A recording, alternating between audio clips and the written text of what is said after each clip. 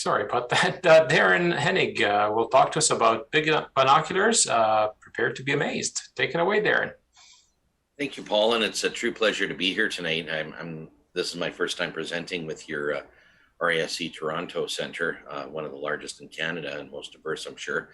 So just a little bit about me. I hail originally from Edmonton, and I've been doing primarily visual observing for coming up just shy of 5 decades, 50 years. I just did the math the other day. I'm in my mid 50s now. That either makes me older than dirt, depending on who you are, or still a young pup. So anyway, I've learned a lot, and I'm still learning, of course, but binoculars have always held a very, dear and near place in my heart, because you're observing the universe in a natural way. And, when we look at the sky, I know this is a little bit of a overkill here, but we're when we're doing visual astronomy, especially, we're able to utilize our senses, and it's not unlike going to a trip in some exotic place like Australia or South Africa or even Europe. I mean, you can read about it and watch all the presentations you want, but there's no substitute for actually getting out and doing it. So no disparagement to our fine astro photographer crowd. You guys do a fantastic job with your images, but I think being able to touch the universe with our eyes and our senses really helps us connect a little bit more closely. And I think I wouldn't get much of a dispute there. And by the way, Dennis, thank you for the lead in, because you had a lot of binocular primers there. So this is going to be a lot of fun. Is that better? Is this better now? Okay, perfect. Sorry about that, guys. All right, so when I do a binocular talk, I always like to beat up telescopes a little bit, unfortunately. So I always like to ask people whether you're a new observer and looking at choosing a telescope, or maybe you happen to be even a more seasoned astronomer. And, with the challenges we have on a day-to-day basis, sometimes we get narrow slivers of time to be able to actually look at the universe with family and work commitments and so on, especially post-COVID. Binoculars are a fantastic option to be able to get under the night sky and enjoy the universe in a quick glance. And big binoculars are no exception to that, because it literally takes less than 5 minutes with the appropriate mounting to be able to set up and go. Now, normally when I do a binocular talk, I get into all the parameters of like when I do an introduction to binocular talk, I talk about aperture and magnification and a whole bunch of other things. But tonight, the most important things to talk about here are exit pupil and eye relief. And the reason for that is because you're using much higher magnifications than you do with your handheld smaller instruments. And exit pupil, just to remind everybody, is the diameter of the cylinder or column of light that's entering your eye. And eye relief is the distance between your eye and the top surface of the ocular lens that actually provides the full field of view. Ideally, with a large pair, you want to be in the 16 to 22 millimeter, ideally, but certainly a little larger is okay as well, especially if you wear corrective lenses and require them in order to utilize both your eyes for observing through these instruments.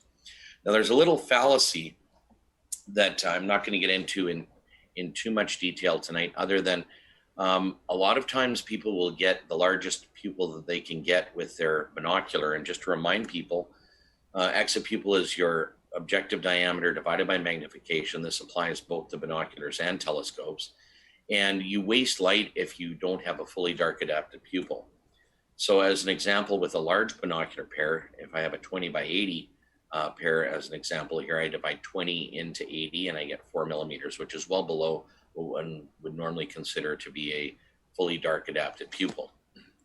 Now, the reason that this is important with a lot of instruments, including even the smaller ones, is we have a huge range of illumination conditions that we may employ our binoculars with. This marker here with 20 magnitudes per square arc second equates to 5.5 nelm, so a naked eye limiting magnitude of 5.5. And anything darker than that, we're starting to get into the regime where our pupil is opening up a lot larger, ideally. but there may be some dawn to dusk viewing, or we might be observing in an urban or suburban setting, maybe even a more populated rural setting. We may never get to that point, and that's wasted light if we use a 7mm exopupil with our binoculars in general. Now, I'm going to add this here. Gary Saronic, this slide doesn't come from Gary's site, but Gary Saronic, one of our RASC members, has an excellent chapter on understanding binocular exopupils, where he compares 10 by 50s and 7 by 50 pairs.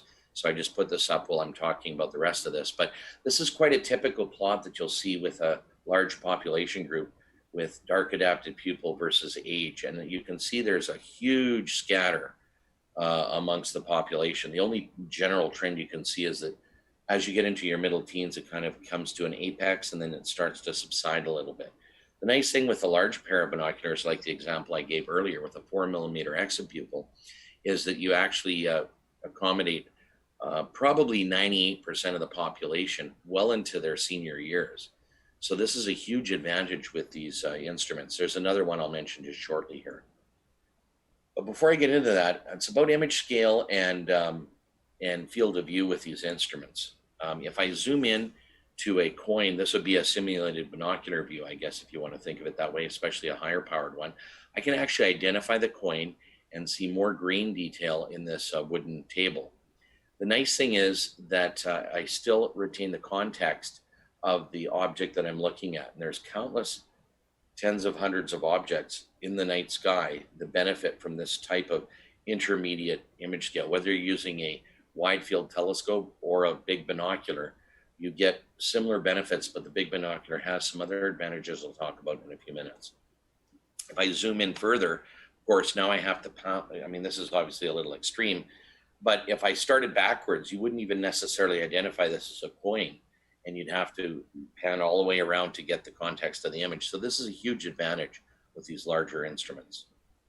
Now, what is a big binocular? Typically 70mm and up, I would say, tends to be where you would get the cusp of the big binocular regime.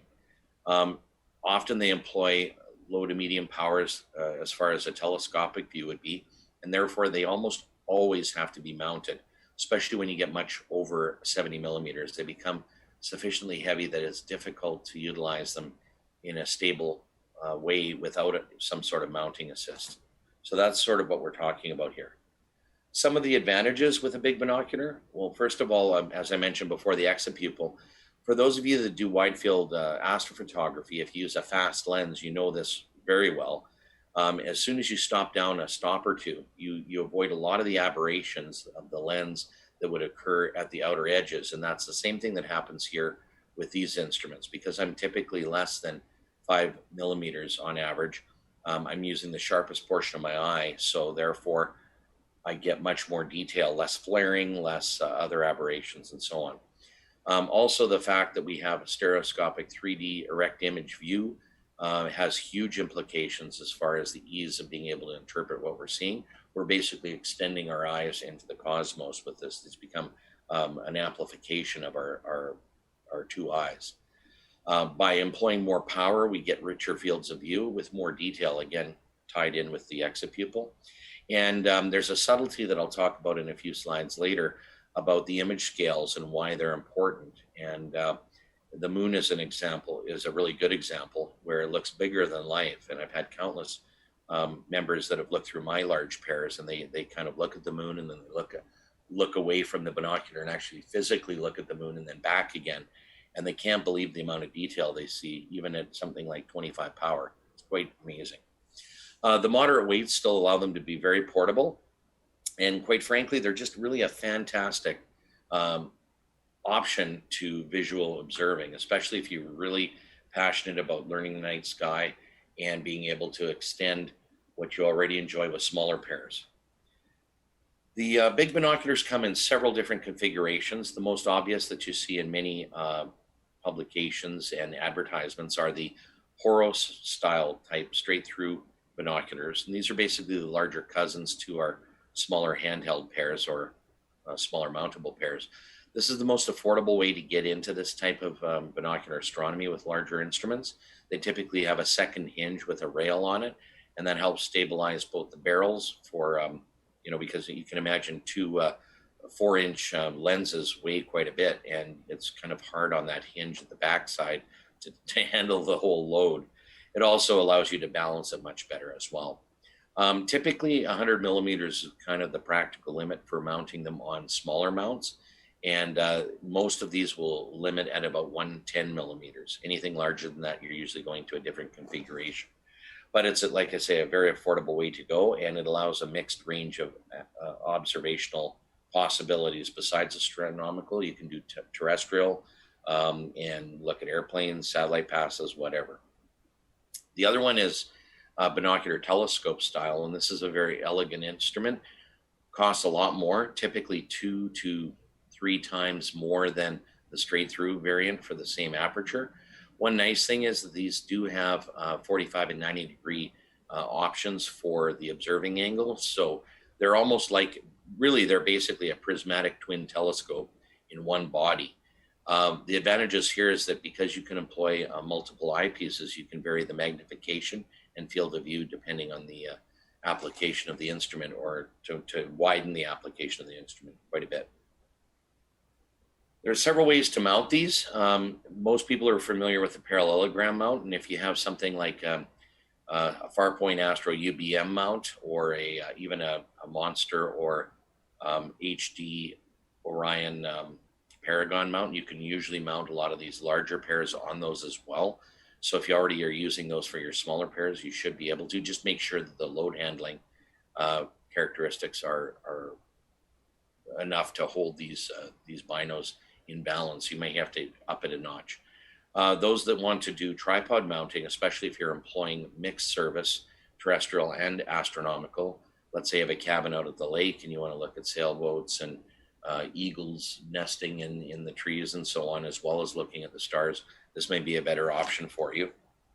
And of course, the binocular telescopes typically are usually fork mounted for best results. One thing just that I want to note quickly is that the parallelogram or panning, like the like a video pan head, you have to have enough capacity to hold these instruments properly on them. If you under spec them, you will have problems with stability, as well as you may actually end up running into a problem having the instrument stay steady. So it can be a real problem. Those more, let's say, viewers that have above average heights, you may even want to go over 2 meters, maybe 2.5 meters for fully extended binocular mount. And in that case, like for the tripod, because otherwise you'll be crouching down quite a bit. Definitely the tripod should have at least a 25-pound or larger load handling in order to be stable and safe to use. And bear in mind that if you're using a heavy-duty tripod with a parallelogram mount, you have to accommodate the counterweights as well. So just be mindful of that when you're doing that. Now, this is more of a tongue-in-cheek comment, but larger binoculars have the stigma of being up-close spy glasses. So if you happen to be observing in your backyard with your new large binocular, let's say after this talk you decide to get one, your neighbors may not be used to seeing it out there. So just be mindful of the fact that you might have to let people know, hey, I'm just looking at the stars. And it even has more of a stigma sometimes than a large telescope, trust me on this. So just be mindful of that. When we look at a simulated view, this is the kind of thing we're talking about that I mentioned earlier on the third or so slide that I started with.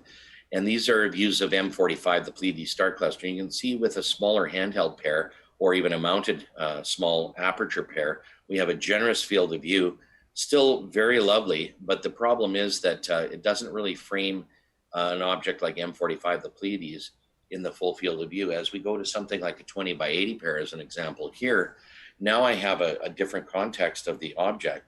And bear in mind, because I'm using more magnification and aperture, I'm going to dig deeper into the sky. So I'm going to see dimmer stars surrounding the cluster, as well as tighter stars within the cluster. And star clusters are one of the few objects that really shine exceptionally well in binoculars in general. And especially when you get these larger instruments, it's just amazing how wonderful the views are and how much you can actually see. Now, one of the sad things with binoculars in general, and I'm just going to mention this briefly, but we tend to almost either make an apologetic type of approach, or sometimes we don't. You guys may be the exception. I noticed with the talk prior to this, you guys focus a lot on binocular astronomy, but if you aren't getting a pair that's at least in the $150 range, plus or minus a little bit, up to about $250, you really don't have a high quality binocular. Now, something is better than nothing, but it's very important that you get a good quality instrument and mount it to get the full advantage of the instrument. And once you start to get to that level, all of a sudden the sky opens up huge. And then, of course, if you kick it up a notch with larger instruments like the, say, a 70, 80 or 100 millimeter pair, it's just absolutely amazing the amount of things that you can actually see. And if you look at this list here, other than maybe Pluto, everything else is pretty much available here. I mean, you've got literally tens of hundreds of objects that really benefit from this intermediate field of view. So this is just a few of the things that we're talking about here. I noticed that bright asteroids were brought up earlier, and Sirius would be a fantastic object to follow here if you already have a large binocular already. Daytime planetary observing, I'll mention a little bit more about that later, but it is quite a lot of fun.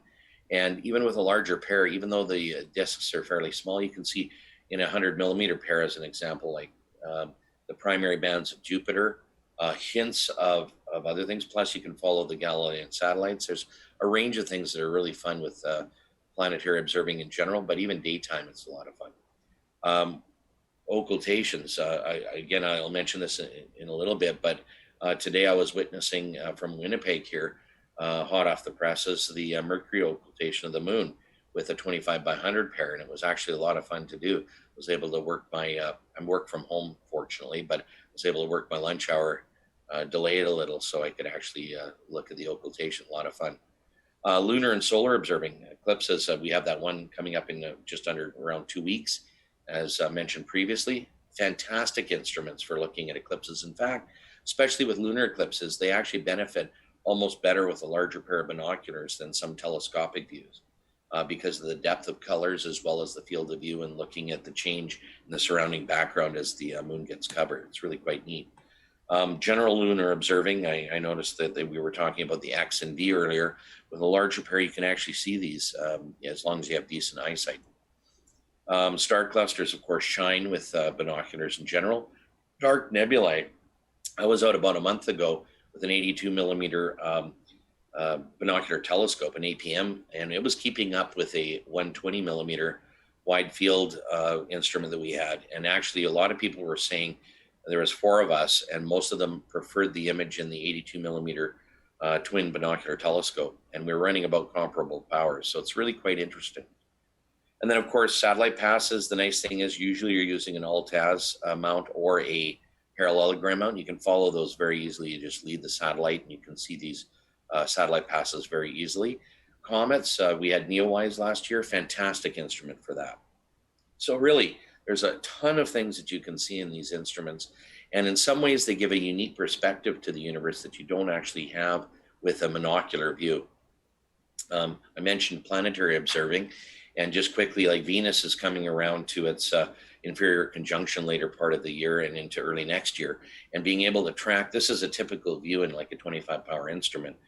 You can actually see Venus as a disk all the time throughout its entire orbit. And obviously it's small at superior conjunction, but at inferior conjunction, it's amazing the amount of detail, not detail, but how large the object looks and the phase relationship as it passes through to a morning object in this case. You know, Vesta being a very bright asteroid, this was taken from a slide that I gave a couple of years ago, but it's illustrative. This is with a smaller aperture pair. This was in late September of 2018. At the time, Vesta was near opposition and it was proximal to Saturn. So within a half an hour of sunset, you could easily put Saturn just outside of the field of view and boom, there's Vesta. When I employ a larger instrument, I had to obviously star hop to, the star cluster that's now at about the 12 o'clock position first, and then drop it down. But it was very easy, and Vesta stood out very, very well. So you can do this kind of observational astronomy very easily with these instruments. It's a lot of fun. The moon and the sun, of course, are fantastic objects to look in these. And I will talk in a few slides later here about the 2-eye advantage. And the image scale that you see in solar and lunar observing is really quite profound, because there's something going on with our eye brain system that actually gives us a larger apparent scale of objects, especially as you get to the larger instruments. It's present in the smaller ones, but it's really profound in the larger ones.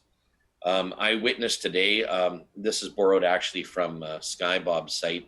He actually had a post in the Minnesota Star, I think, and I just grabbed this quickly to add in.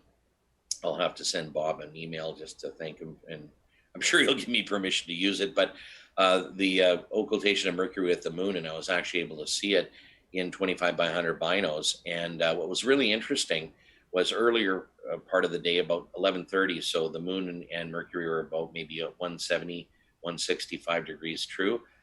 They really stood out very well, and it was actually very easy to follow them all the way through this event. It's very tricky to do that with binoculars or even any optical instrument. You need to have shade. I happen to have a gazebo available to kind of shade me from the solar illumination, and that helped a lot. A lot of people ask how deep these dig, and on average, like if you're looking at an 80 millimeter pair, a 20 by 80 should get you to very close to 6 magnitude of gain. So if you're at a NELM 6 site, naked eye limiting magnitude of 6, you should be getting into the 12 range. And a 100 millimeter pair, like a 25 by 100, you should be in the 6.3 to 6.5 range of gain, and therefore you're in the mid 12s. And again, there are some variables like the how dark the sky is, the sky transparency, as well as the experience of the observer, and also how high the object is above the horizon. But typically that's kind of a guide. So I was talking about the advantage of 2-eyed views, and there's something going on with these instruments that's very profound, actually. And for those who already have large binoculars, you know what I'm talking about here. But when you look at something like the moon, or especially a larger scale object like M31 and so on, using a DSO example, or M51, there's something going on with the image scale. And I've done some comparisons myself with several of our club members, looking through my binoculars, like a 25 by 100 pair, and then comparing to even a 105 or a 120 millimeter APO.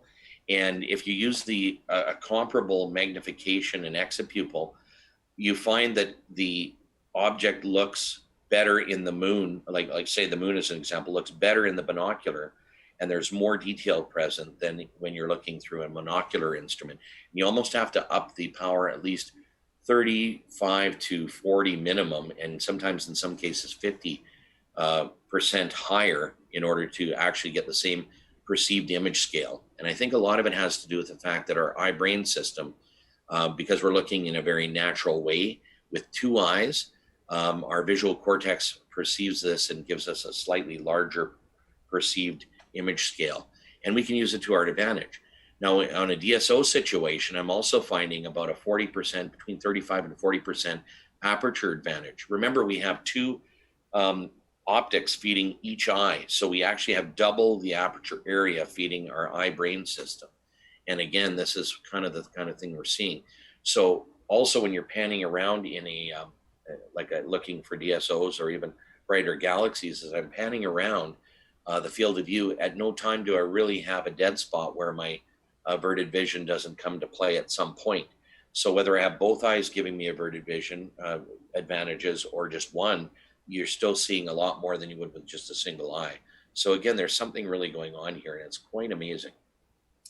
These are kind of the criteria you'd want to have for larger binoculars. I mentioned about the 3 to 5 millimeter is quite a nominal exapupil, unless you get a binocular telescope where you may want to employ maybe a smaller exapupil for looking at a planet or so on.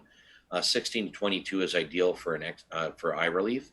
One thing I want to mention here that's very important is the individual focus. There are a lot of manufacturers that offer both a bridge and individual focus, especially in the straight through pairs. If you can get an individual focus, I definitely recommend it, because you can tune the view to each eye. And when you're doing this kind of observational astronomy, and normally I would cover it in a little bit more detail than I am today because of time constraints, but you actually have to tune these to your eyes to get the full effect of it, both the interpupillary distance and the critical focus. If you do that kind of thing, this is a true extension of your eyes, and it's amazing. It's like getting a set of, for those of you that do wear corrective lenses, it's like getting a really good set of corrective lenses. You can read everything. Well, it's the same thing when you're looking at the night sky. You know, these are extending the capabilities of your eyes very profoundly. Okay, so hang on a sec here. So this is, I want to go back once, right there. So this is an example of some of the big binocular systems that I've employed in the past. I've got a 25 by 100 individual focus overwork pair on a fork mount with a tripod there. And you can see, in this case, I was looking midsummer at Jupiter in the daytime and with polarizing filters on the back end. And then I was going to look at Venus, which was between Jupiter and the sun at the time. This is a couple of years ago. And then I was going to throw on, I ended up doing some solar observing after that. This is my APM 82 millimeter that I mentioned before. I'm running twin solar filters there, and I'm running about somewhere in the 33 power range. A lot of detail to be had on the sun if you have decent vision. This is me at nighttime doing the same thing, or it was dusk actually, just near sunset. I was waiting for the sky to darken so I could watch a first quarter moon start to go through a star cluster, kind of neat. One of the best binocular mounts that I've come across so far for straight through mainly in Poro Prism binoculars is the Overwork PM2. This is not an inexpensive mount by any stretch, but it's one of the smoothest and most functional mounts that I've ever used.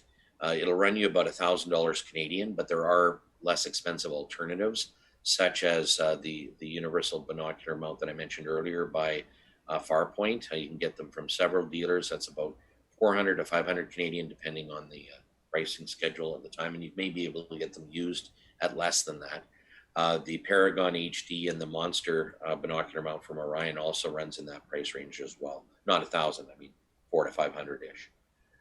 For those of you that are do-it-yourselfers, you might, you may decide to, you come up with a new project maybe for the winter. If you're good with wood and metalworking as well, this might be another way to go. These come in two bags, and of course I can take these two and a large case, and I'm out observing and setting up in like less than 5 minutes. A lot of fun to be had. So again, there's a lot of advantages and a lot of capabilities with these instruments, and frankly, to do a proper job, I almost need double the time window. Where can you get these? Well, one example here is with the straight through styles. This is by no means a comprehensive list.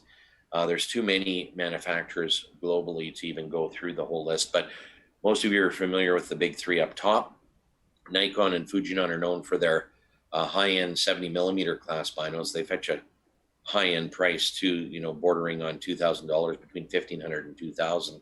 The Fuji 16 by 70 is considered one of the gold standards to compare a lot of other astro binos in that category against APM and Lunt. APM makes the Lunt high-end binos as well, and those give the Fujis a good run for their money. I've looked through both, and I actually prefer the APM. It's kind of splitting hairs, but you pay about anywhere from half to 2/3 the price.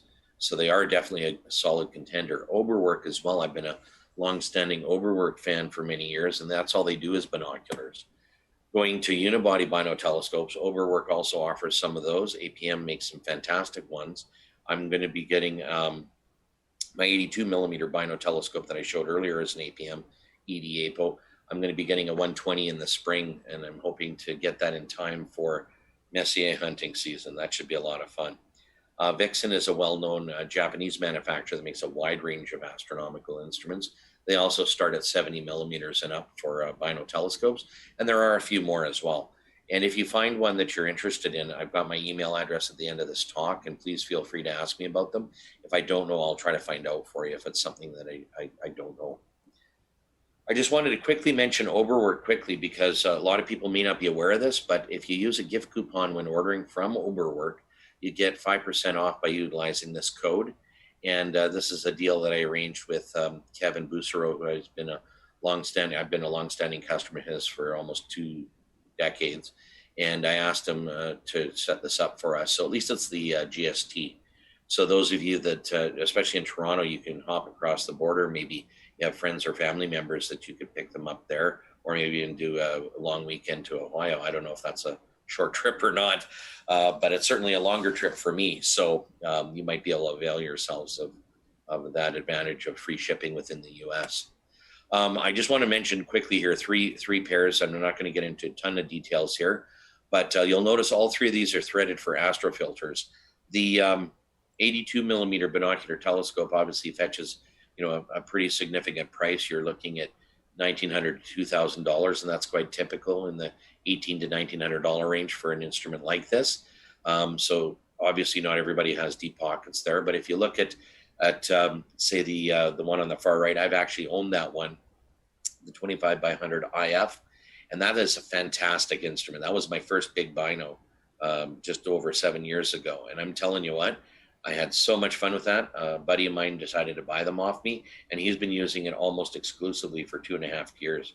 He has a C8 that he uses too, but he finds the binos just so much fun and so easy to set up and use that, for $600, that's a pretty serious amount of bang for your Astro buck.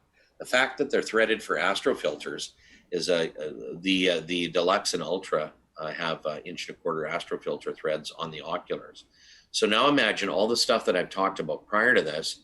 Now you add on polarizers for daytime and dawn dusk viewing, or you add on a nebula filter and now start to get serious into DSO hunting. And it adds a whole new dimension to binocular astronomy that most people haven't even thought of. So this is the kind of fun and utility I'm talking about here with these types of instruments. Just quickly, a couple of cool accessories that you can get, and I recommend certainly if you're 80 millimeters and above, a red dot reticle finder like you would use on a telescope. You can get a lot of these accessories on eBay and other sources as well. This one on the lower central part there is basically designed for fitting on the rail of the straight through pairs. And on eBay, I think you can pay about $20 or so. It's a barrel mounted Picatinny gun sight. So that's one of the few advantages with having the gun culture in the US. We're able to avail ourselves of interesting accessories for non-violent means.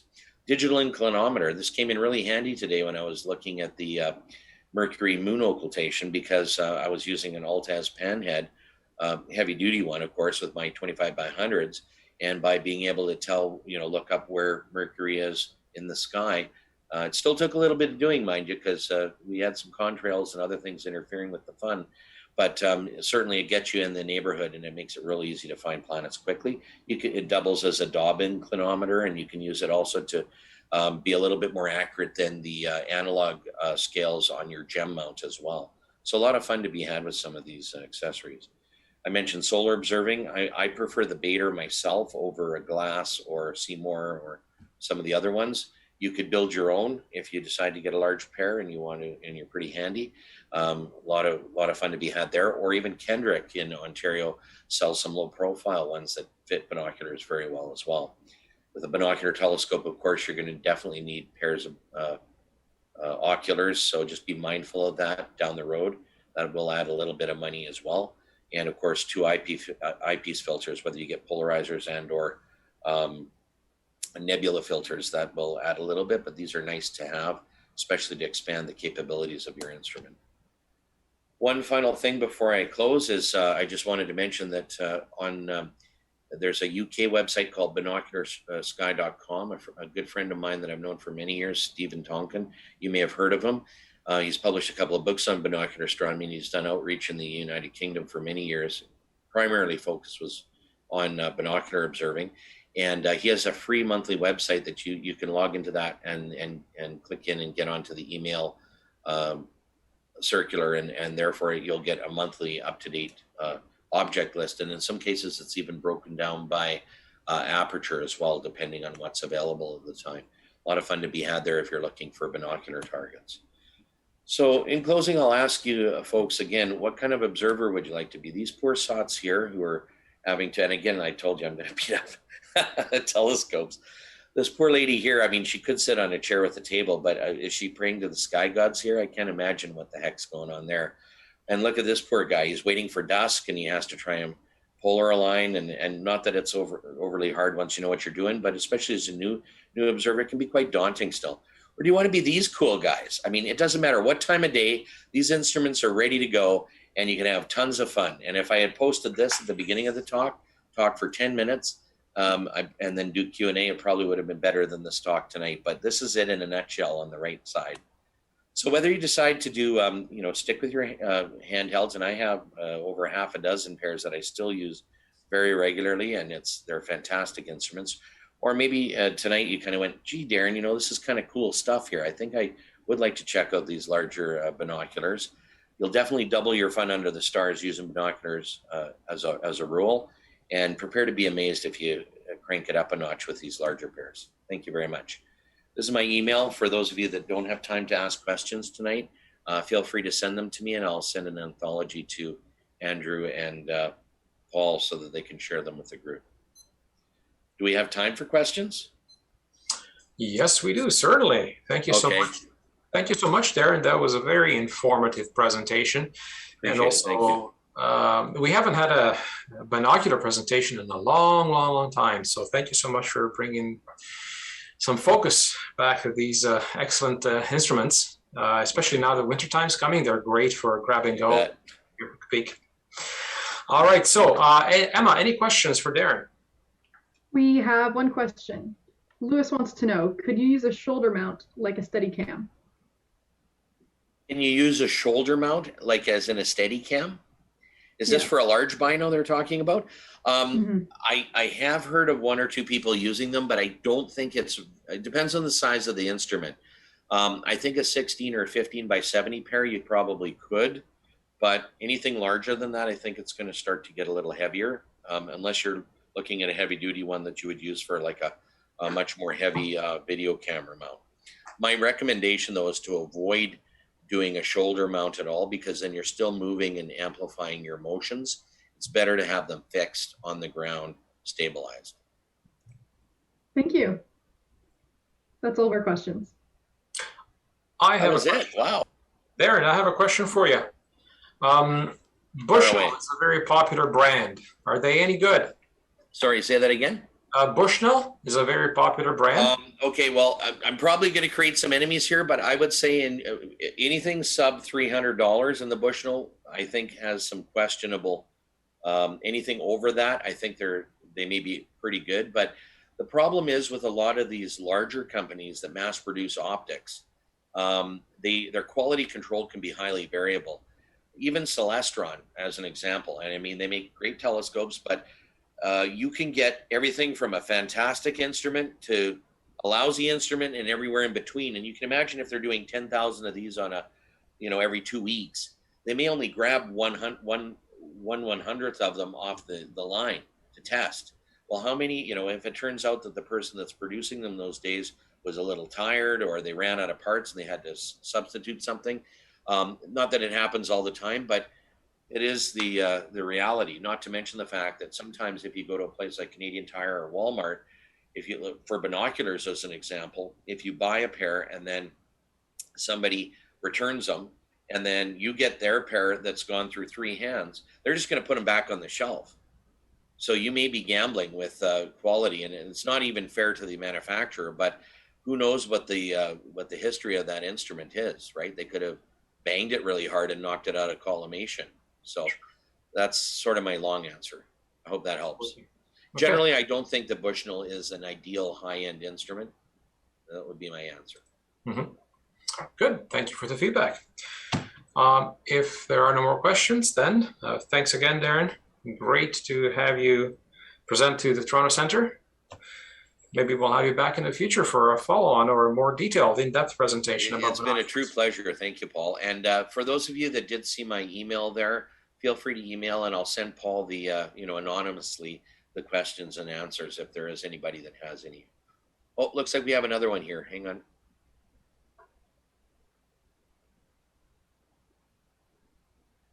Go ahead, Betty. Well, I can see. Oh, Ron McNaughton had a question. His question was, I figure a 70mm binoculars would have about the same total area of aperture and a single 100mm telescope. How would the view into both eyes compare to the larger telescope into the eye? Okay, well, as I mentioned, again, you're looking at a telescope under wide field. If you're using a 70 millimeter, let's just use something like a 15 by 70. Typically, you would have to go somewhere around 25 to 30 power, well, say 25 in a 100 millimeter instrument to get the same relative image scale that you would get in a 70 millimeter pair. When I look at a dark site, because I have, yeah, you're right, there's double the area. So typically, if all things being equal, if it's a high quality pair, you'll definitely get kind of close to that 100 millimeter regime if you were to employ the same magnification.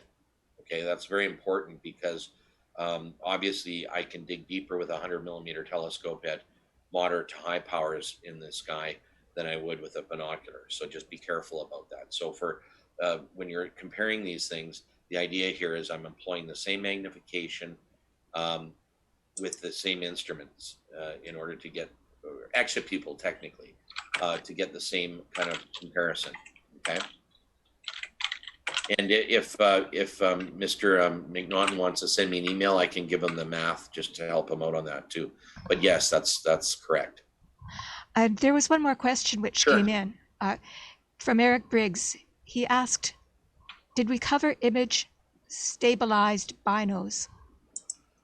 I did not, but image stabilized binos, I'm assuming the handheld types like the Canons and Nikons and so on, those are smaller than the 70 millimeter, and there's a reason why they use, I mean, there are some high-end military binoculars that I didn't want to cover today that may be image stabilized, like for on ships and so on. But I do have another talk on image stabilized and an advanced binocular talk that maybe I'll give at a future time here, Paul, and we can cover that in more detail. Yes, please. Thank you. All right, very good. Thanks again, Darren.